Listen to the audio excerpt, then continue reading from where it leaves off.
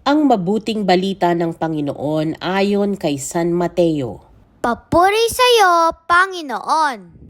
Noong panahong iyon, si Jesus ay dinala ng Espiritu sa ilang upang tuksuhin ng Diablo. Doon, 40 araw at 40 gabing nag-ayuno si Jesus at siya'y nagutom. Dumating ang manunukso at sinabi sa kanya, "Kung ikaw ang anak ng Diyos, gawin mong tinapay ang mga batong ito."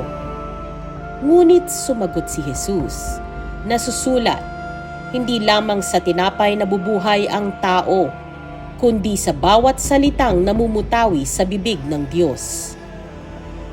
Pagkatapos nito'y dinala siya ng Diablo sa taluktok ng templo sa banal na lungsod.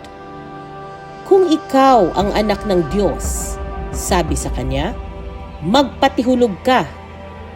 Sapagkat nasusulat, ipagbibilin niya sa kanyang mga anghel na ingatan ka. Aalalayan ka nila upang hindi ka matisod sa bato." Sumagot si Jesus, "Nasusulat din naman, huwag mong subukin ang Panginoon mong Diyos." Pagkatapos, dinala din siya ng Diablo sa isang napakataas na bundok.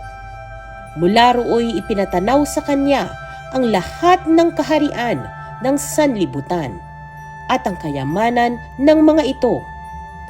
At sinabi ng Diablo, "Ibibigay ko sa iyo ang lahat ng ito kung magpapatira pa ka at sasamba sa akin." Sumagot si Jesus, "Lumayas ka, Satanas, sapagkat nasusulat, ang iyong Diyos at Panginoon ang sasambahin mo. Siya lamang ang iyong paglilingkuran." At iniwan siya ng Diablo. Dumating ang mga anghel at naglingkod sa kanya. Ang mabuting balita ng Panginoon. Pinupuri ka namin, Panginoong Hesukristo.